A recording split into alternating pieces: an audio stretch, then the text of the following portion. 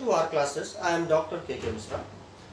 For the past 3 video tutorials, I have been solving question related to task service station, जो कि Poisson exponential multiple server infinite population पर based है। अगर आप हमारे पुराने वीडियो ट्यूटोरियल्स को देखें तो बहुत सारे इसमें features, in fact parameters related to that question calculate किए गए थे। उसी क्वेश्चन को आधार मानकर, जिसमें कि service rate in fact mu was given half customer per hour, arrival of customers lambda was given 2 customers per hour, and multiple server that was given to be 5 k was equal to 5, और उसको लेकर के हम लोगों ने जो parameters calculate किए थे values, when k is equal to 5, तो सर्विस लेंथ ls हमने कैलकुलेट किया था 6.22, LQ we calculated 2.22, waiting time in the system that is 3.67, and Q and waiting time in the system, in fact Q that is WQ 1.11. हमने पिछले just uploaded previous video tutorial में कहा था कि हम कॉस्ट एनालिसिस करेंगे, तो उन्हीं पैरामीटर्स पर, इंफॉर्मेशन पर हम कॉस्ट एनालिसिस करना चाहते हैं। अब मान लीजिए कि मैनेजर ये डिसाइड करता है कि वो सर्विस रेट बढ़ाना चाहता है और वो एक सर्वर और बढ़ाना चाहता है। का मतलब जो हमारे मैकेनिक्स हैं, जैसे कि पहले 5 थे, अब मान लीजिए वो 6 हो जाते हैं, तो हमारी कॉस्ट एनालिसिस हम देखते हैं क्या आती है, कैसे आती है।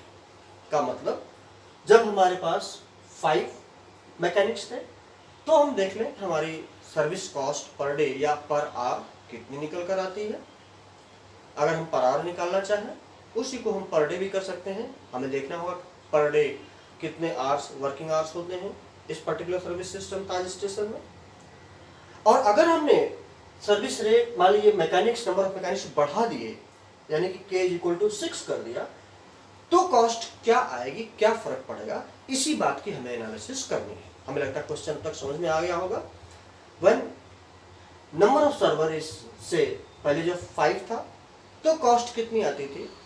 अब अगर मैनेजर ने डिसाइड किया कि एक हम मैकेनिक और बढ़ाएं, तो हमारी कॉस्ट पर आवरली या पर डे क्या फर्क पड़ेगा। क्वेश्चन हमें लगता है आपको सबको समझ में आ गया होगा, जिसमें ऑलरेडी हमने फिर रिपीट कर देता हूँ। इंफॉर्मेशन दी हुई है दैट k इक्वल टू 5, और अब इस एनालिसिस के लिए 6, लैम्डा वही है 2 customers per hour, mu that is half customers per hour. यहाँ पर रो अब हम k इक्वल टू 6 के को लेके कैलकुलेट करेंगे। अगर k इक्वल टू 5 लेके करते तो 0.8 आया था। अगर हम k इक्वल टू 6 को लेके करते हैं तो lambda upon k into mu that is 2 upon 6 into 0.5, so it comes out to 0.67। इसके आधार पर अगर हम चाहें तो प्रीवियसली जब k इक्वल टू 5 था तो हमने सिस्टम कितनी देर के लिए प्रोबेबिलिटी हमने कैलकुलेट कर रखी थी कि कितने समय के लिए आइडल हो सकता था। So that was P0 is equal to 0.013, जो कि हमने कैलकुलेट किया था। चूंकि अब ये 6 हो गया है, तो अब यहाँ पर P0 हम कैलकुलेटेड है ऑलरेडी, चूंकि कैलकुलेशंस हम केवल कॉस्ट एनालिसिस यहाँ कर रहे हैं। इन वैल्यूज को कैसे कैलकुलेट किया जाएगा, हमारे पुराने जो अपलोडेड वीडियो ट्यूटोरियल्स हैं ऑन दिस, आप उसमें से देख सकते हैं। तो इसलिए हमने डायरेक्ट कैलकुलेटेड वैल्यू लिया है P0 is equal to 0.01635। Now ये हमने आपको बता दिया when k is equal to 5, so this ls, lq and ws, wq be calculated. When k is equal to 6, again I am not going into the calculation of these values, rather हम cost analysis direct बात करेंगे। So when k is equal to 6, ls is equal to 4.558, in this case LQ is equal to 0.558. Earlier it was 2.22 when K was 5. Now WS is 2.279 and WP is 0.279. With this information, obviously, चूंकि हम cost analysis की बात कर रहे हैं, video में ज़्यादा हम नहीं कर सकते, तो ये कैलकुलेटेड वैल्यूज हमने लिया। अब आपको यहाँ पर समझने के लिए है कि टोटल कॉस्ट जो हमारी आवरली टोटल कॉस्ट, मान लीजिए क्वेश्चन ये है कि आवरली टोटल कॉस्ट हमारी क्या आएगी, क्या फर्क पड़ेगा। अगर उसी को हम दिन भर का जानना चाहते हैं तो नॉर्मली हम देख सकते हैं कितने वर्किंग आवर्स हैं, we can multiply by that, say working hour is 8, so बाद हम वो डे पर भी एनालिसिस कर सकते हैं। तो अभी हम आवरली एनालिसिस करने चल रहे हैं। अब अभी मान लेते हैं the cost of ill will created by customer waiting. Obviously जब ऐसे सर्विस के लिए कस्टमर्स जो आते हैं तो they are asked to wait, तो उनका जो वेटिंग कॉस्ट है वो भी तो बियर करना पड़ेगा। That comes out to be ₹12 per our, और जो मैकेनिक को हमें चार्ज देना होता है यानी कि स्टोर मैनेजर को, that is ₹5 per hour for mechanic. With this now case first, system first, when k is equal to 5, hourly cost of ill will, that is expected number of arrivals per hour into waiting time in the system into hourly rate। अब अगर यहाँ पर हम देखें तो expected number of arrivals तो 2 ही हैं, but waiting time in the system here, that is WS, अगर मान लीजिए in case of 5, so that is 3.67, so 3.67 multiplied by 12, क्योंकि इनका वेटिंग टाइम की जो कॉस्ट है, वेटिंग कॉस्ट ऑफ वेटिंग है, that is ₹12 per hour, ill will created by the customers. तो इस तरीके से अगर हम कैलकुलेट करें, so this comes out to be ₹88.08। अब hourly cost of providing service, तो एक मैकेनिक इनफैक्ट सर्विस प्रोवाइड कर रहा है, मान लीजिए यहाँ पर एक पर्टिकुलर कस्टमर को, so number of mechanics hourly into hourly rate, that is 5 into 5, ₹5 दिया हुआ है, so ₹25।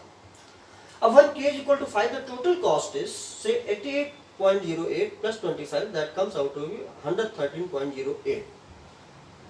ये हमने तब कैलकुलेट किया जब when it was k is equal to 5। अब आप इसको ध्यान में रखें, इन्हीं वैल्यूज पर हम थोड़ा सा चेंज करते हैं। We are now increasing the number of mechanics from 5 to 6, so let us take that this k is when k becomes 6, तो क्या क्या चीजें यहाँ पर हो सकती हैं when k becomes 6। so here you see this is expected number of arrivals, तो वही रहेगा, लेकिन जो वेटिंग टाइम है that यहाँ पर in case of k is equal to 6 2.279, तो अब यहाँ पर हो जाएगा 2.279।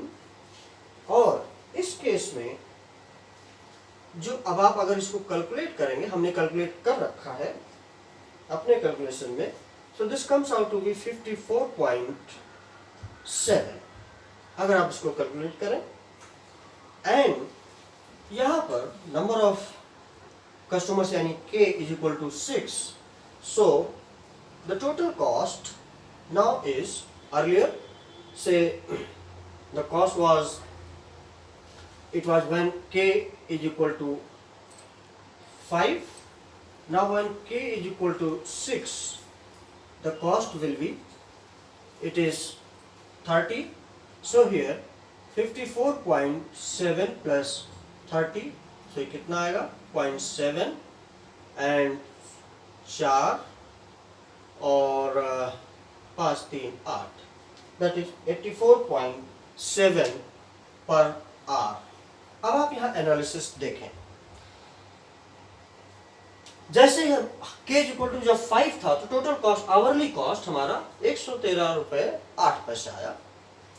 जब हमने k इक्वल टू 6 किया, now the total cost, hourly total cost is ₹84.7 per hour. Now that has been reduced to it. अब अगर हमें पूरे दिन का निकालना है, मान लीजिए एक दिन में 8 आवर्स होते हैं, so we can multiply by 8 so that day's analysis हम कर सकते हैं। तो आप यहाँ पर देखिए कि कॉस्ट कैसे रिड्यूस हुई। लेकिन एक चीज हम और आपको बताएं, प्रीवियस वीडियो ट्यूटोरियल में हमने एक केस और लिया था, अगर हम k इक्वल टू 7 या हायर नंबर्स लें तो देखें क्या कॉस्ट आती है। तो आप देखेंगे कि एक लिमिट के बाद फिर कॉस्ट दोबारा बढ़ना शुरू हो जाती है। तो वो केस आप दोबारा लेकर के k इक्वल टू 6 या 7 8 तक आप कैलकुलेट कर सकते हैं, एनालिसिस कर सकते हैं, and you can find that कि किस लेवल पर हमारी कॉस्ट बढ़ रही है। तो यहाँ पर फिलहाल के लिए हमने k की 2 ही वैल्यूज ली, k इक्वल टू 5 जो कि ओरिजिनल थी, एंड k इक्वल टू 7 एक मैकेनिक यहाँ पर बढ़ाया और देखा कैसे कॉस्ट कम हो गई। तो इस तरीके से फ्रेंड्स हम कॉस्ट एनालिसिस जो हमारी इंफॉर्मेशन दी हुई है के आधार पर Poisson exponential multiple server infinite population की भी हम कर सकते हैं। आई होप दैट अब आपको कंप्लीट जानकारी मिल चुकी है और कैसे क्वेश्चन सॉल्व किया जा सकता है बहुत ही इजी ढंग से। आई एक्सपेक्ट कि अगर ऐसे क्वेश्चंस किसी भी कॉम्पिटिटिव एग्जाम में या आपके मैनेजमेंट के किसी एग्जाम में MBA या PGDM अगर आप कर रहे हैं और वहाँ पर अगर ऐसे क्वेश्चंस आते हैं तो बहुत अच्छी तरीके से आप सॉल्व कर सकते हैं। अगर आपको हमारा वीडियो पसंद आया हो आप प्लीज़ सब्सक्राइब करना ना भूलें our classes. Thanks for watching, thank you very much.